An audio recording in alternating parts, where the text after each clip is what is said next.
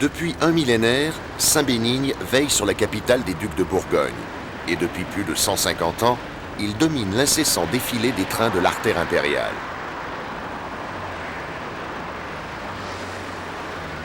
Mais l'image symbole du lent démarrage d'un express sur fond de clocher aux tuiles vernies ne doit pas occulter les réalités de l'exploitation ferroviaire. C'est au poste 2 de Périgny que converge l'essentiel des flux d'un nœud ferroviaire de tout premier ordre. Astrid en tête, ce long chapelet de conteneurs, arrivé de la région parisienne, repart vers la Bresse, la Maurienne et le Piémont, après un rapide échange de conducteurs.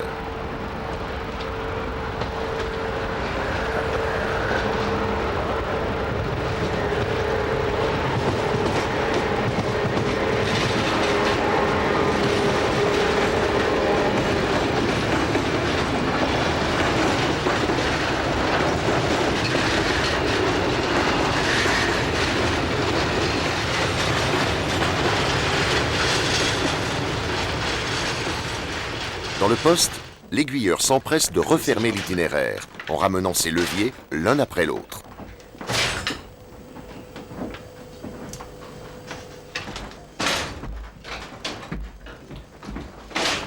Après quelques minutes, un autre train est annoncé et il faut créer un nouvel itinéraire en manœuvrant les leviers voulus, tous les leviers voulus, rien que les leviers voulus. Avec cette technique ancienne, on l'a compris, mieux vaut connaître son affaire.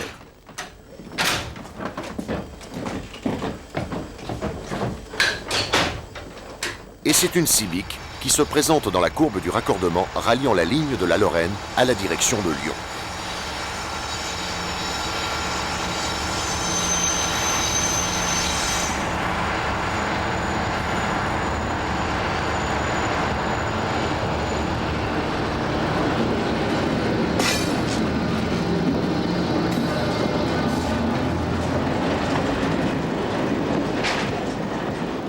Au vu du chargement ou du gabarit réduit des wagons, on identifie aisément un train arrivant d'outre-Manche, après avoir emprunté le tunnel, puis les voies du nord-est. Tous les chemins mènent à Dijon. Toutes les locomotives viennent relayer sous la rotonde de Périgny.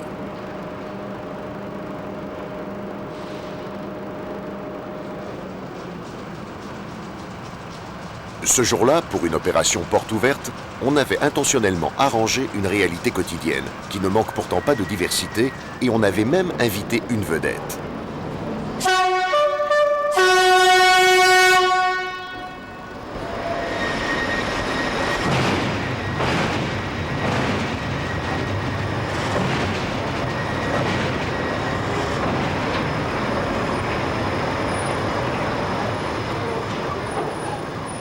Pour l'occasion, on célébrait le 150aire de l'arrivée du rail à Dijon et le premier demi-siècle de traction électrique en Bourgogne.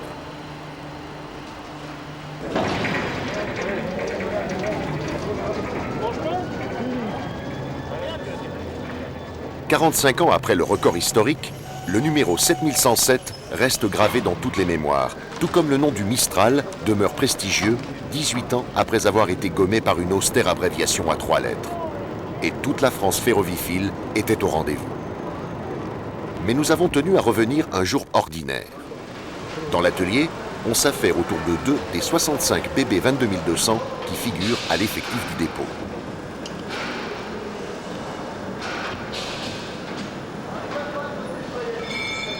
De l'intervention de routine aux tests méthodiques et, en cas de besoin, au remplacement des thyristors qui constituent l'électronique de puissance, rien n'est laissé au hasard.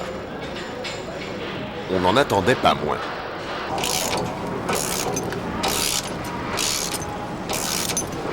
Sur la toiture de la machine, on apporte un soin tout particulier au nettoyage des isolateurs. À défaut, la souillure des particules métalliques et de la graisse arrachée par les pantographes pourrait compromettre l'isolation de la ligne de toiture. Gênant, surtout sous 25 000 volts. Pas trop temps, hein.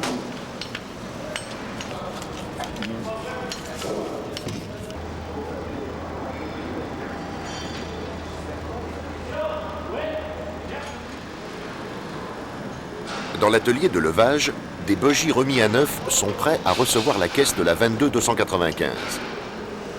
Là aussi, La salissure des éléments arrivés à échéance de parcours est révélatrice de l'intensité du service assuré. Jusqu'à 25 000 km par mois.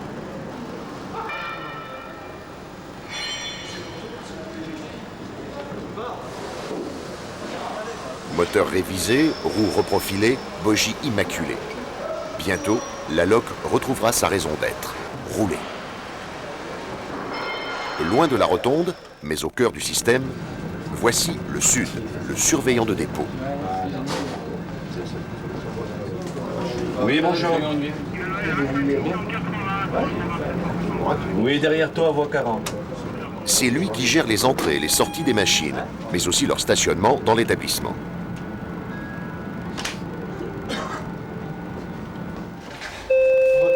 Oui, bonjour. Salut bien. Tiens, 353, 408. Il y a 4 machines. Ouais, dis voir. Ah, je te les donne dans l'autre de rentrée, hein. Ouais, c'est bien. 26 007. 26 063. 26 087. Et 26 171. Allez, à l'ouverture et tu m'apportes les carnets, s'il te plaît. D'accord, ouais. À chaque locomotive correspond son symbole. Ici, le Sud sort de son tiroir les dominos qui portent les numéros des 4 civiques annoncés à l'arrivée. Et il les posera ensuite sur son plan d'ensemble, aux emplacements correspondant à leur point de stationnement réel. Tout ce qui n'est pas commandé est dispo. 171, 15h04. 63, elle est commandée, hein. La 63, Ah oui, c'est 19h58, ouais. Dans l'écrasante majorité de 22 000 et de 26 000, voici un numéro qui ne manquera pas de ravir le connaisseur. Dans la grisaille matinale, la 6570 quitte le dépôt pour aller se mettre en tête de son train au triage de Gevrey.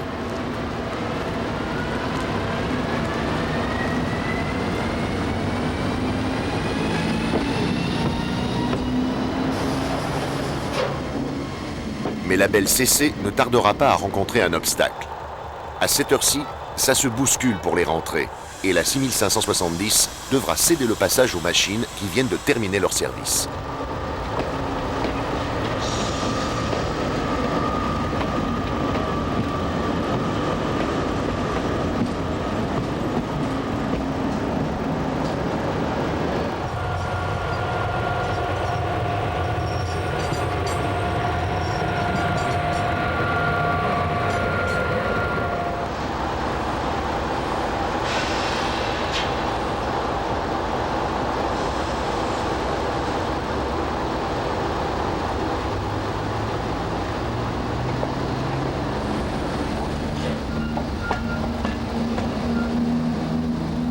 Après l'inévitable attente, la progression reprendra.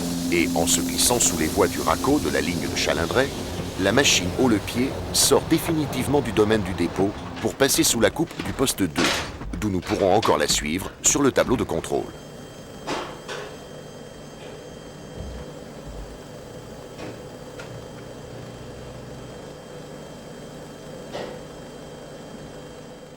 Gevrey. Pour les trains en provenance de Lyon, tout débute par un demi-tour complet sur la fameuse raquette qui permet au convoi de se présenter dans le sens nord-sud correspondant au fonctionnement du triage.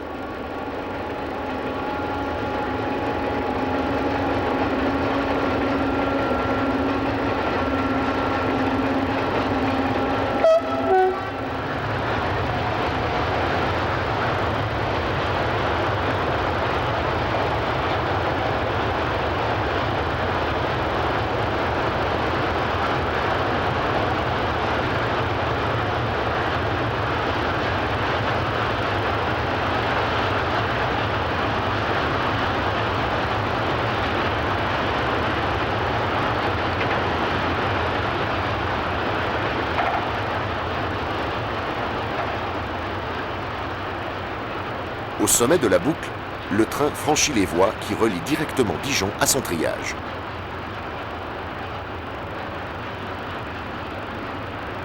Voici encore quelques instants les rayons du soleil levant claquer sur les tôles. Maintenant, le convoi apparaît en silhouette sur un violent contre-jour. Les 180 degrés ont été bouclés.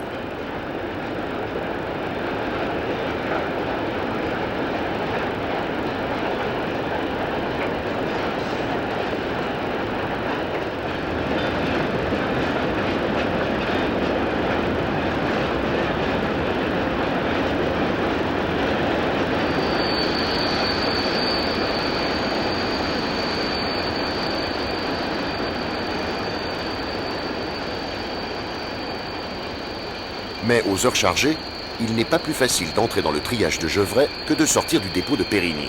Et la 6500 va buter sur un carré fermé. Au PC, on a accordé la priorité à un autre MA100, arrivant de Lorraine celui-ci, derrière une 25100 bicourant.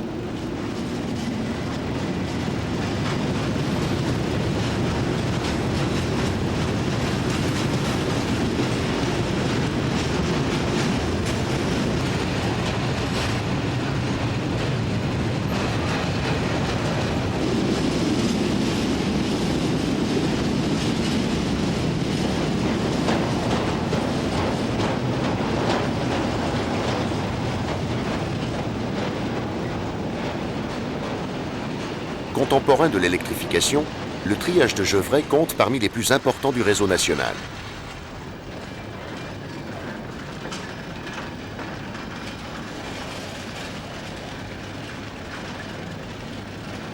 Chaque jour, l'établissement traite 1800 à 2000 wagons, un chiffre qui montre bien que le fret ferroviaire ne se réduit pas aux seuls trains entiers.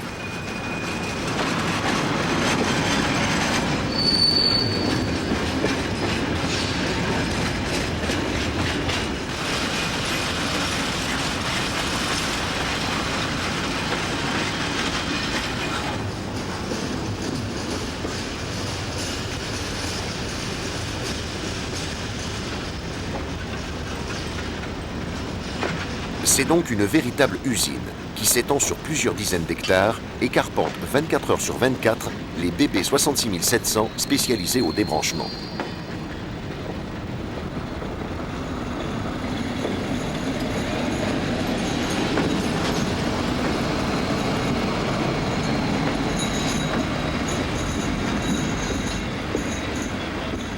Ici comme ailleurs, l'automatisation a conquis toutes les fonctions qui pouvaient l'être. Mais dans le poste, une demi-douzaine d'hommes dirigent les opérations. Chaque rame est scindée en coupes, d'un ou plusieurs wagons, aiguillés sur telle ou telle voie du faisceau où se formeront progressivement, coupe après coupe, les différents trains prévus au plan de transport.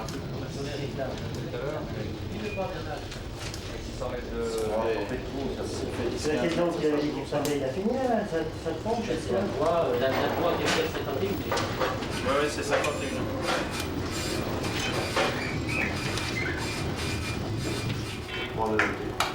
Je suppose sur un litre en même temps. Et puis Bologne. 0,5 0,17.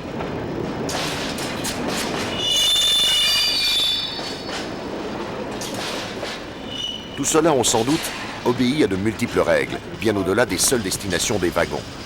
Citons pêle-mêle les charges et les longueurs limites des trains, qui répondent elles-mêmes à tout un arsenal de critères, mais aussi les vitesses, variant avec les types de véhicules, les contraintes de classement en fonction des manœuvres à effectuer ultérieurement, ou encore les degrés de priorité des différents transports, puisque le triage forme aussi bien des trains de desserte locale que des convois au long cours. Mais Gevrey-Chambertin n'est que le premier d'une série de noms connus dans le monde entier. Vougeot, Nuit-Saint-Georges, Beaune, Meursault. Sur une bonne cinquantaine de kilomètres, les trains naviguent sur un océan de vignes.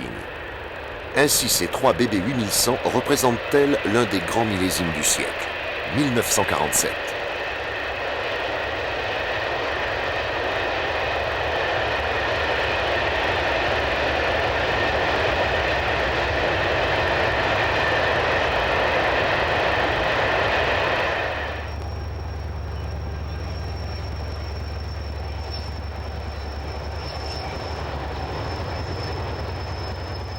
Prémaux-Prissay.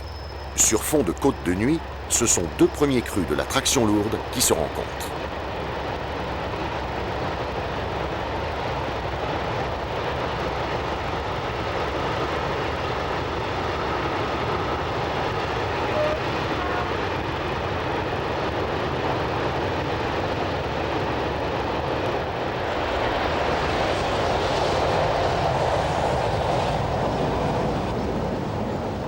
Chambertin. Couleur, bouquet, finesse, puissance, comme l'affirme l'Institut d'œnologie.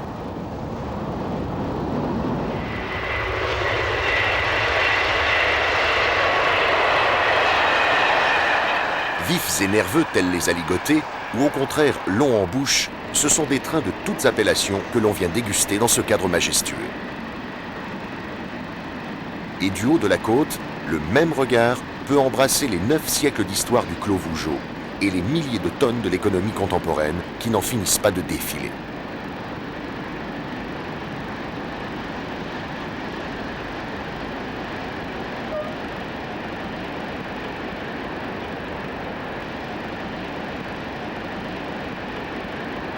Mais sur le faisceau sud du triage, les petites heures sont aussi prosaïques à Gevrey-Chambertin qu'à l'Île-des-Livrances ou Metz-Savon.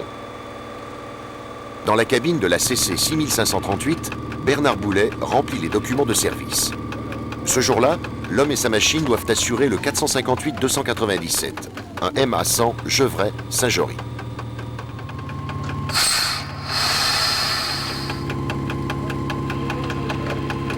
Démarrage très progressif, sur le couplage série, comme il est de mise sous caténaire, ne comportant qu'un seul fil de contact et pour tout décollage difficile.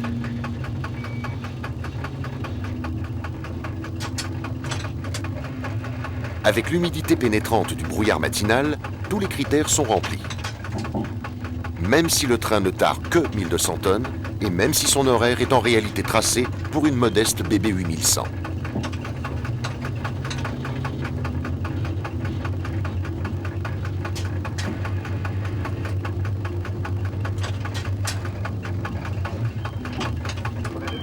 Rien que de très routinier donc pour notre CC, dont la récente reconversion au fret équivaut à une simple inversion des termes.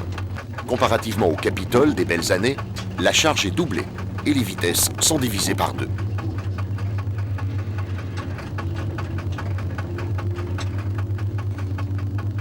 Lentement, très lentement, la montée en vitesse se poursuit. Utilisant désormais le couplage série parallèle, Bernard entreprend une nouvelle série de passages d'écran de traction, toujours aussi progressivement pour ne pas dépasser la limite de 1200 ampères, ni bien sûr celle de l'adhérence.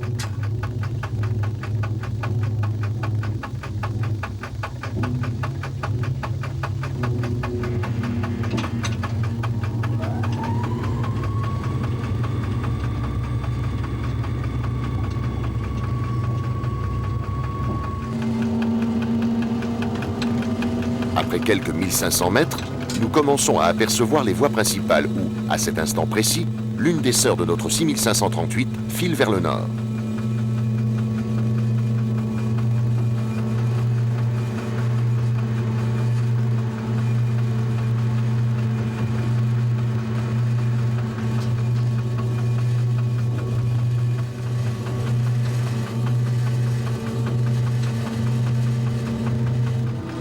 C'est maintenant, et maintenant seulement, sur la prestigieuse voie 1 Paris-Marseille, que débute la vraie mise en vitesse.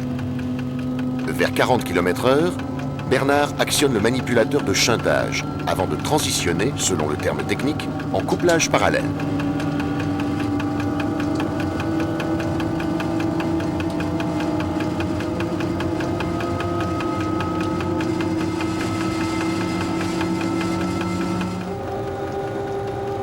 Dans la brume décidément persistante, la 6538 roule désormais à l'endroit même où, voici près de 50 ans, son aînée, la CC 7121, a été poussée jusqu'à 243 km/h. Mais nous n'atteindrons pas de tels sommets.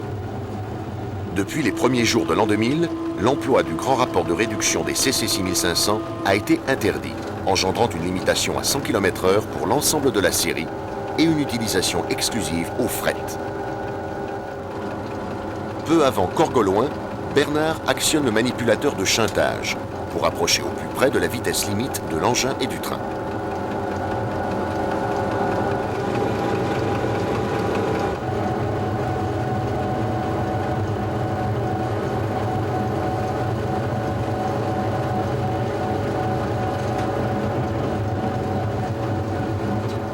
Sur un profil presque rigoureusement plan et avec une belle réserve de puissance, il serait facile de tracer une marche au trait, mais ce serait oublier les impondérables.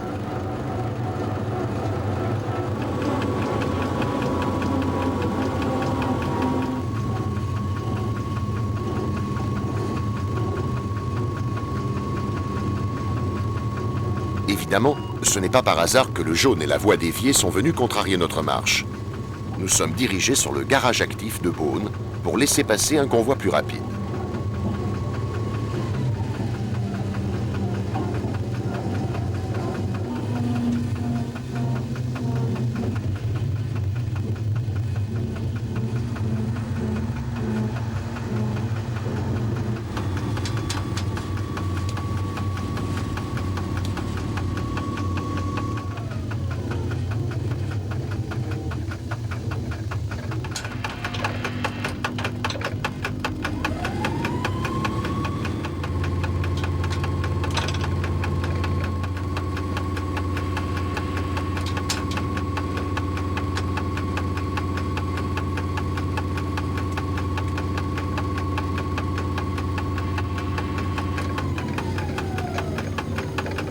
Aux nouvelles.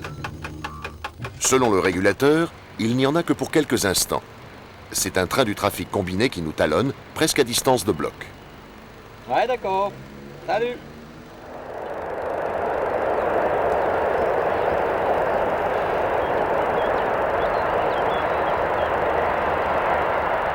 Le combiné. Aujourd'hui, il représente 10% des tonnages confiés au fer en France, et même plus du quart du trafic, si l'on prend en compte les distances parcourues.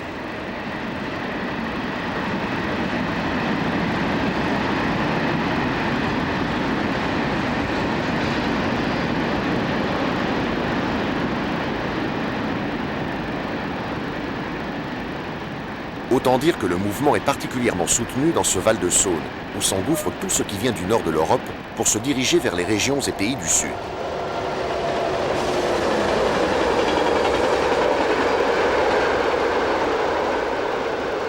On connaît bien sûr les fameux trains de pièces détachées Ford, véritables ponts ferroviaires lancés entre la Grande-Bretagne et l'Espagne. Mais les conteneurs, caisses mobiles et semi-remorques peuvent également former des convois aussi diversifiés que ceux qui regroupaient jadis tombereaux, plats et couverts. La couleur en plus.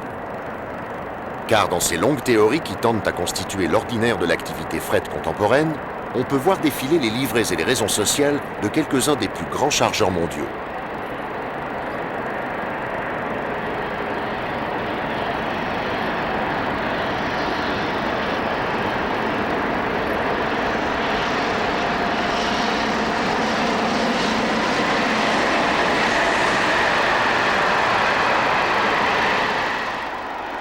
Et dans ce décor où s'inscrivait hier encore le filet argenté du Mistral, se succèdent aujourd'hui des conteneurs aussi familiers des quais de Hong Kong que des grandes traversées des States, derrière un chapelet de diesel géant.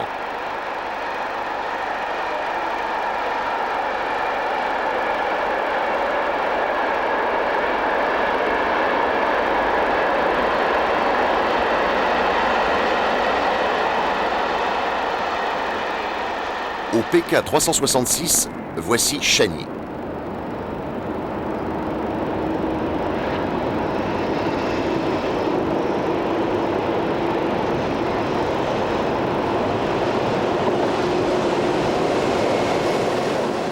Au-dessus des voies de l'artère impériale, c'est une autre époque du transport qui se reflète dans les eaux du canal du Centre.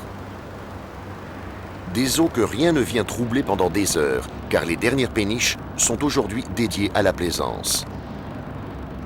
Et des eaux que l'on consomme avec modération. À Chani, on préfère le Centenay ou le Mercuret. Et justement, si cette gare compte parmi nos préférés, c'est grâce à son buffet. Un bâtiment massif, construit en îlot entre les voies de Montchanin, Paray-le-Monial et Nevers à l'ouest et celle de la Grande Ligne à l'est.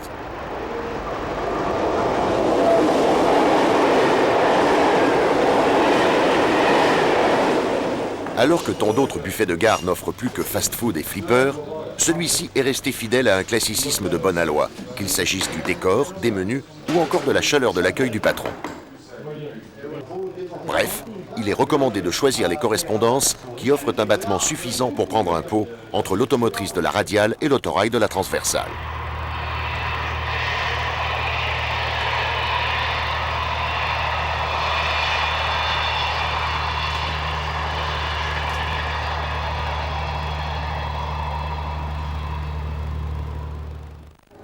Retour à la CC 6538, qui poursuit sa course automnale du côté de Fontaine-Mercuray.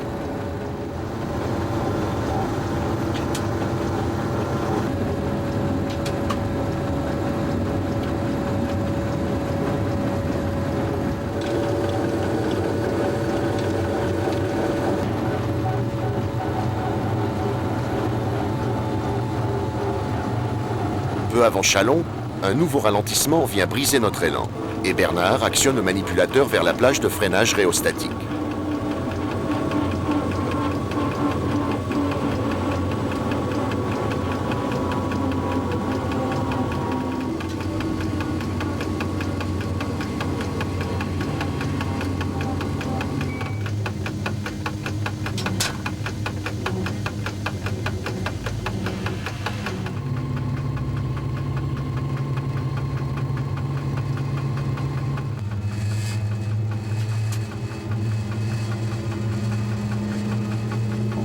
À 68 km de Dijon et 382 de Paris, c'est avec une sage lenteur que le MA100 aborde la grande gare de Chalon-sur-Saône.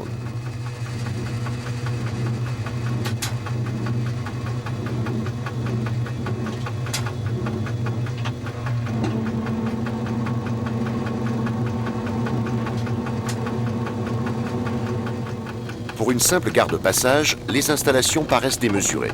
Mais il est vrai qu'elles avaient été dimensionnées à l'époque où ce chef-lieu d'arrondissement formait le centre d'une étoile à 5 branches.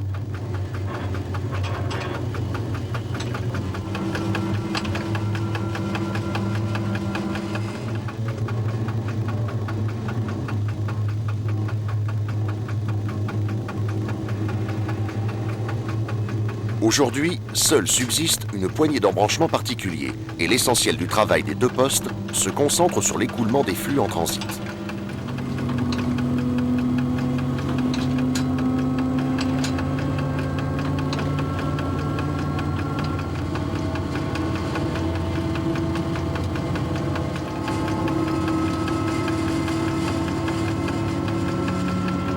Bénéficiant à nouveau de la voie libre, Bernard va solliciter le graduateur pour une troisième mise en vitesse. Conduite sur du velours, mais dans le coton.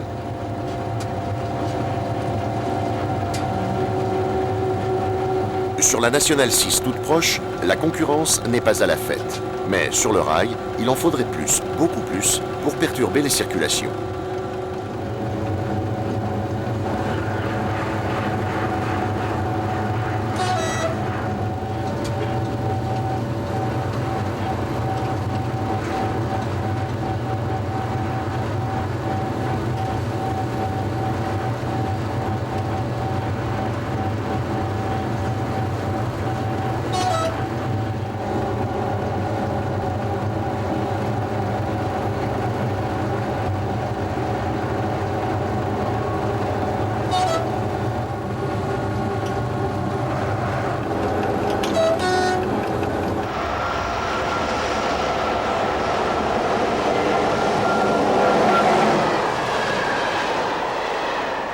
Aux abords de Fleurville, le 458-297 vient effleurer le château de Marigny, un site tout indiqué pour juger sur pièce de la consistance des trafics, le temps d'un lent, très lent lever de soleil.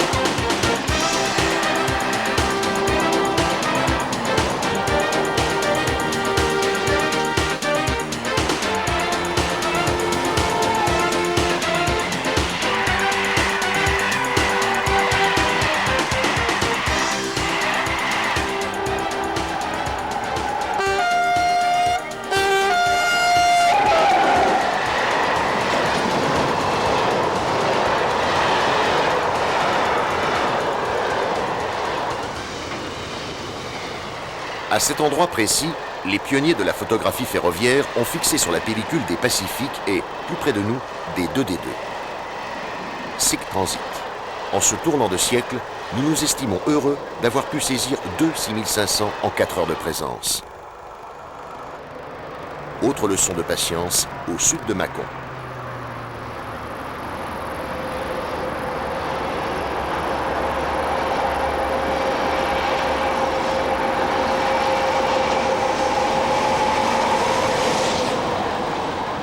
Paradoxalement, nous ne sommes pas venus ici pour traquer spécialement les bébés 8100, même si elles appartiennent aujourd'hui aux espèces en voie de disparition, mais pour représenter la rencontre de 2 chemins de fer. Ici, l'artère impériale 150naire se glisse sous les voies de son jeune Challenger.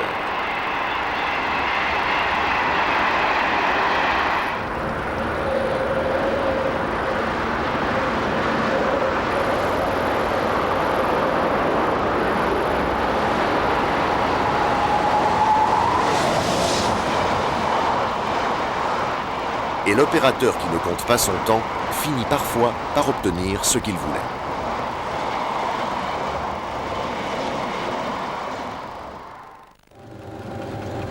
C'est aux confins du Mâconnais et du Beaujolais, comme bien souvent, que le soleil finit par percer.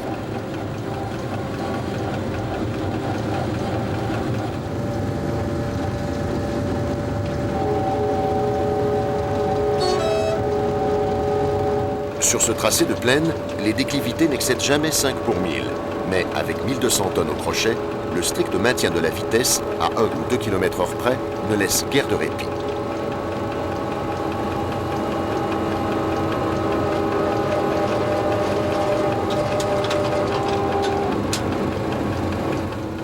Dans la pente, Bernard a tout coupé. Puis il reprend l'effort de traction avant même d'aborder le prochain raidillon.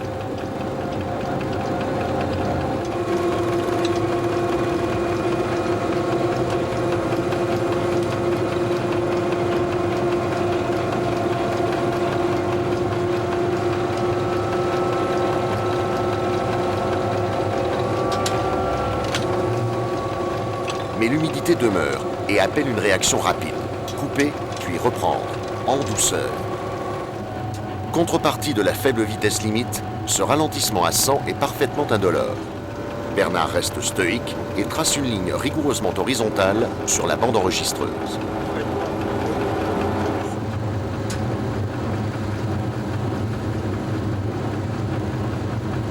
« 100 à l'heure. Et dire qu'hier encore, les CC filaient à 160.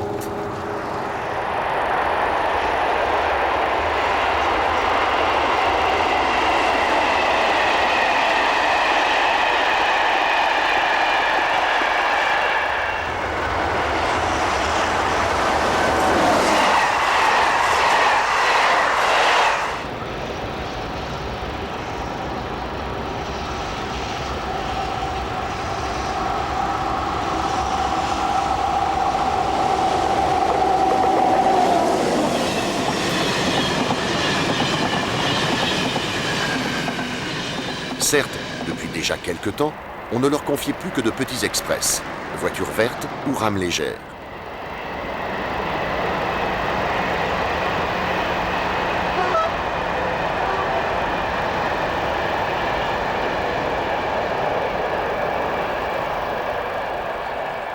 Et même s'il restait une certaine grandeur, le déclin se traduisait par des marches détendues, comme le montre cette course parallèle du lièvre et de la tortue.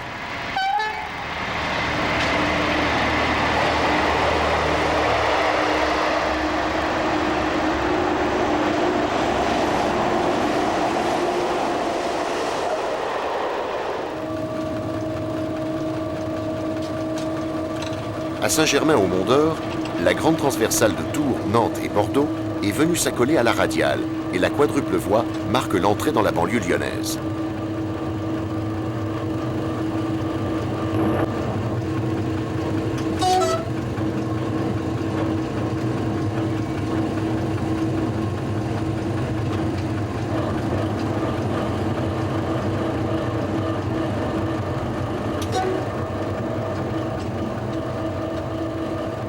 quadruple voie ou plus exactement double voie.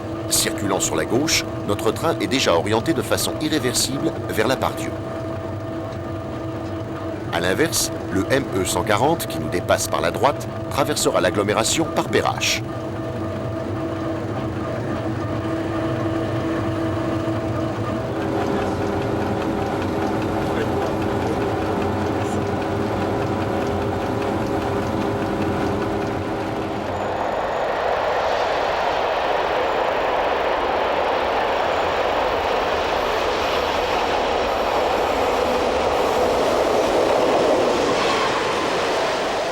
Jusqu'à Collonges-Fontaine, les deux paires de voies restent parallèles.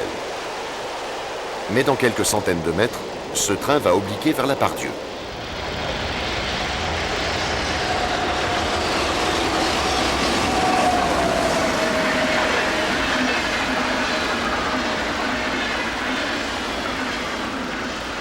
En revanche, le très bel autozug saisonnier Berlin-Narbonne empruntera l'itinéraire historique de Perrache.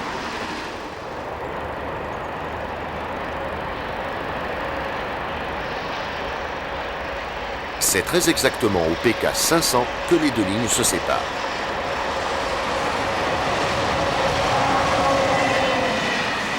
Perrache, une fois encore pour cette Civic, et Part-Dieu pour ce couplage de 8100.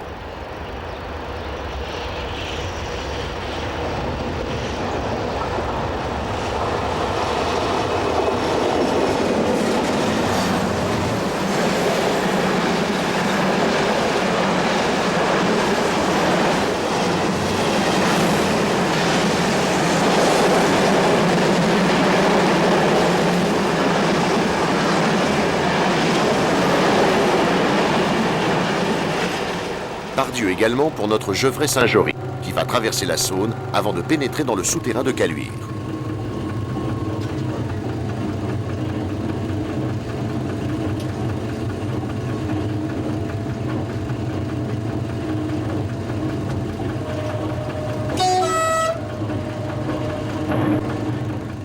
À l'autre bout, voici la capitale des Gaules, devenue aujourd'hui le tout premier nœud ferroviaire de province.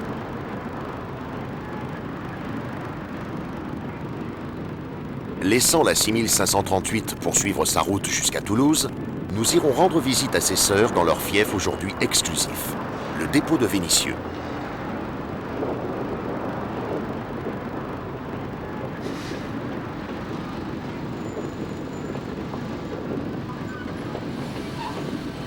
Depuis 1998, les 76 unités de la série sont regroupées ici. De nos jours, plus rien ne distingue les anciennes du Mistral, les Reines du 200 km/h, les Tacheronnes de la Maurienne, ni même les ex-21000. À quelques détails près, toutes ont été alignées sur le même type et, comme on le sait, attribuées au fret.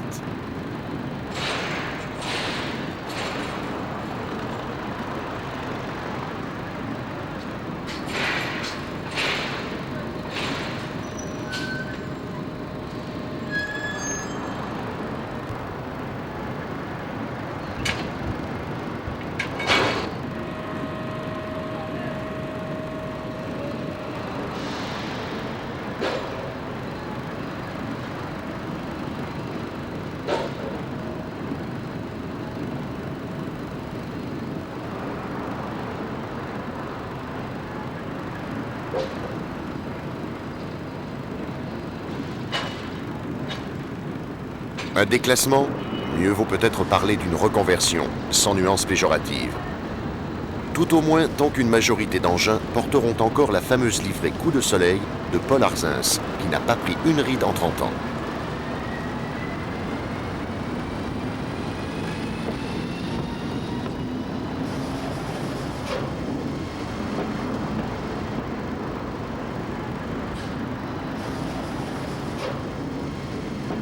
Mais l'esthétique n'est rien sans la technique.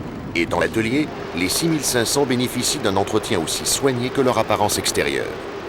Le lundi, qui correspond traditionnellement à l'étiage du trafic fret, plusieurs CC sont rassemblés pour subir des interventions de tout niveau.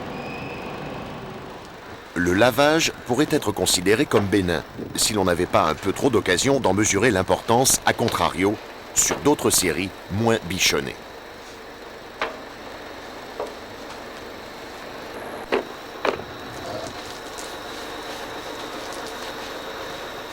Sous la rotonde, un chef d'équipe s'apprête à démonter le panneau central de toiture de la 6502 pour accéder ensuite au labyrinthe de câbles que renferme le corps central de la machine.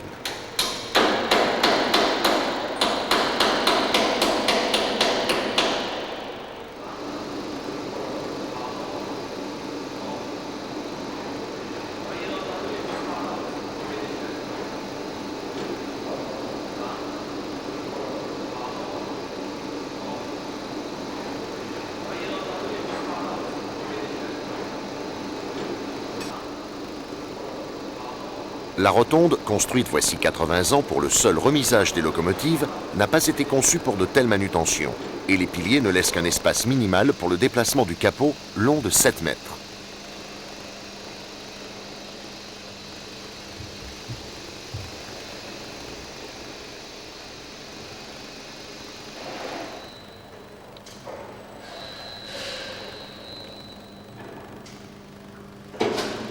Mais en manœuvrant en finesse, on arrive à dégager le panneau et bientôt, les électriciens vont intervenir dans le cœur de l'engin.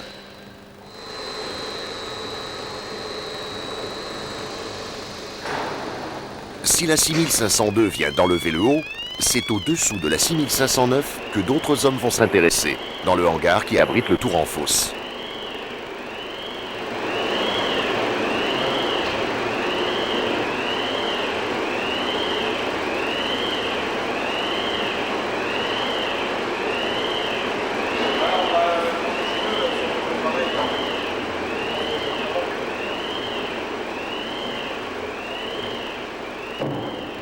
Mise en véhicule et tractée par câble, la CC s'avance jusqu'à ce que le premier essieu se présente exactement au droit du tour.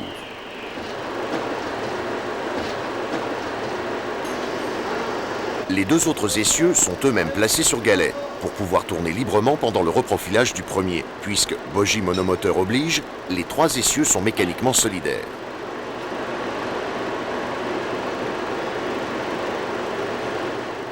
Dans la cabine de commande, on prépare l'opération. Dans un premier temps, le système va commencer par analyser la géométrie des deux roues, l'usure n'étant évidemment pas la même pour chacune.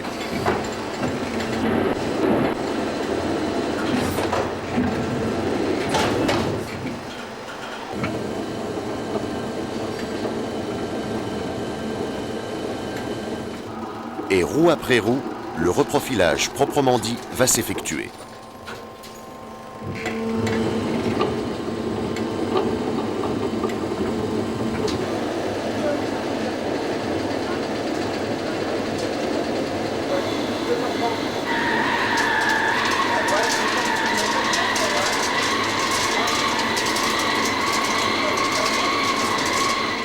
En cas d'usure prononcée, on peut aboutir à une réduction du diamètre d'une trentaine de millimètres.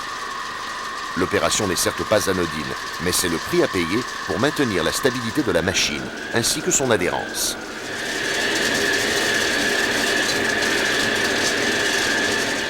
Comme on s'en doute, l'opération se répétera sur les 10 roues des 5 essieux, et dans une paire d'heures, la 6509 reprendra son roulement, avec 12 roues superbement polies.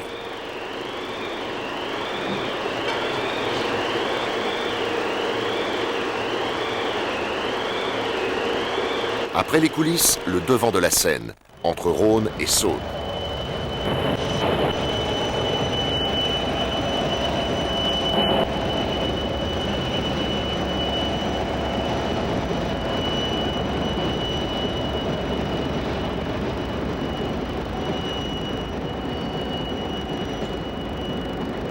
L'emplacement de la grande gare se définit comme la situation de la ville elle-même.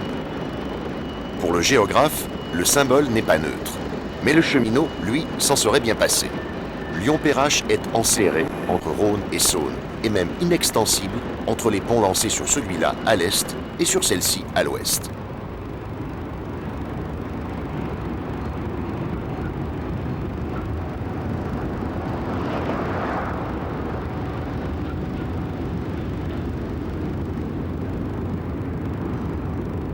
Après des décennies d'études et de tergiversations, la part-dieu a fini par surgir du sol, ne laissant à Perrache qu'un rôle secondaire et tout de même la dimension historique, à laquelle bien des Lyonnais restent attachés.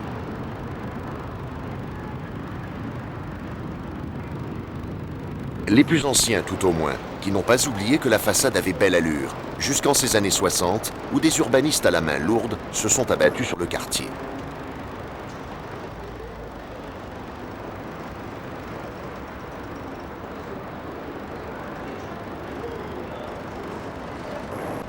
Il reste tout de même des grandes heures, la nuit, où Perrache accueille tous les trains de grande ligne, comme au temps du PLM.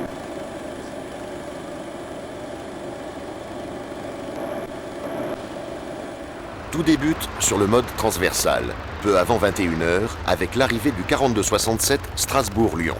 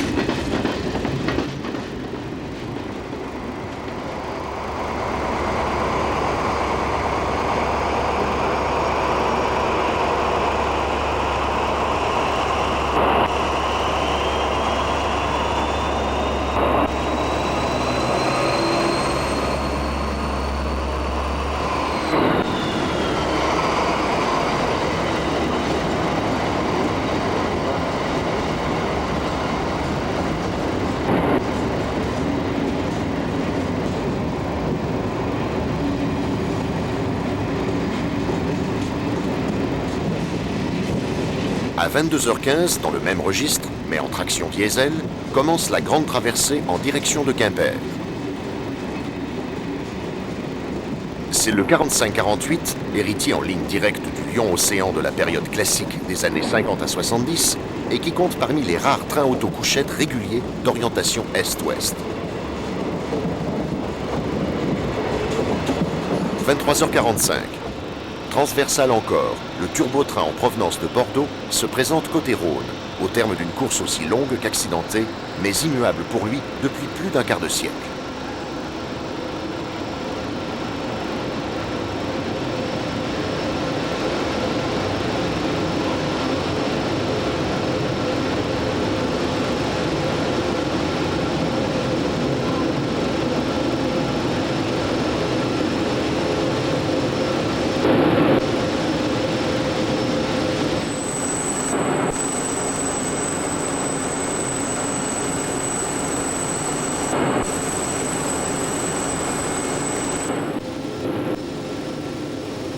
Après le turbo, dernier train de soirée à l'arrivée, commence vraiment la nuit.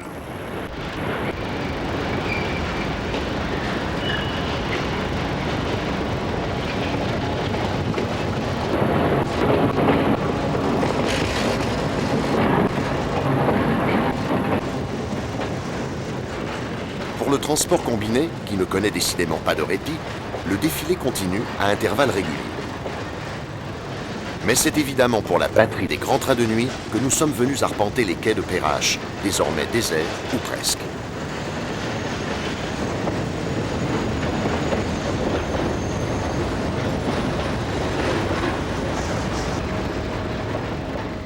Que l'arrêt figure ou non à l'indicateur, il y a toujours au moins une personne qui attend le train. Le conducteur qui va prendre la relève de son collègue.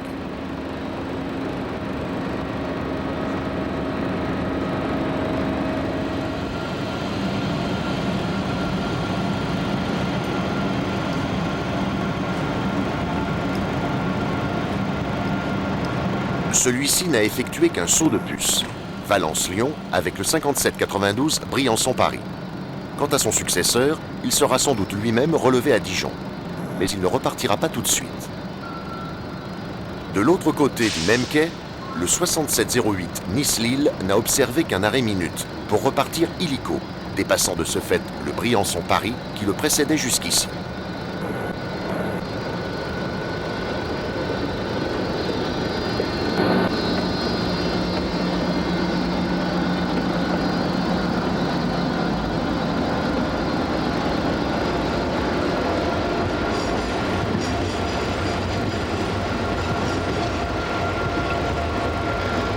Bien souvent, les sillons que les trains de nuit tracent sur le graphique ne sont pas aussi rigoureusement parallèles qu'on le pense.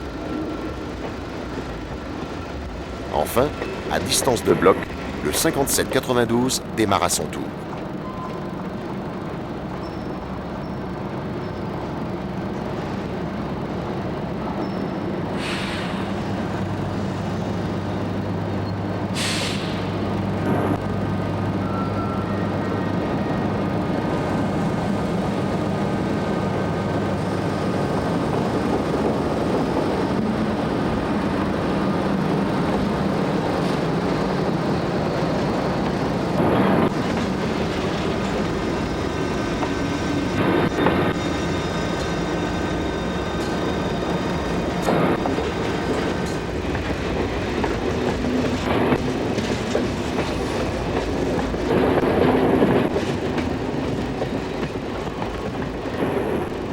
Et le scénario se répétera une dizaine de fois pour chaque sens de circulation, en ne comptant que les trains de voyageurs.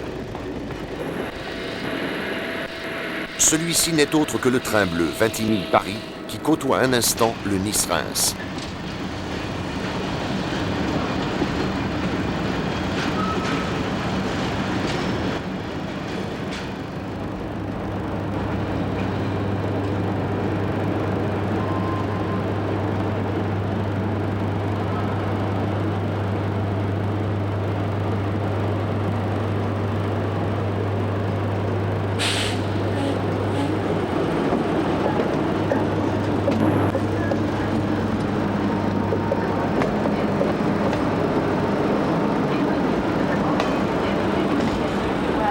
Attention au passage d'un train. Éloignez-vous de la bordure du quai, s'il vous plaît.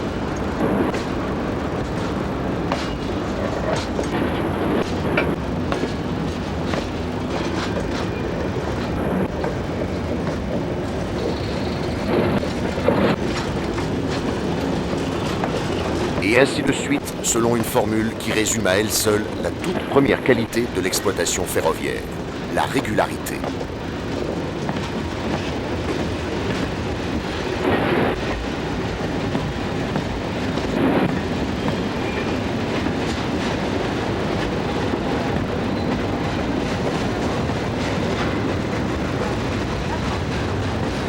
De minuit à 4 heures, Perrache a vécu au rythme des grands express.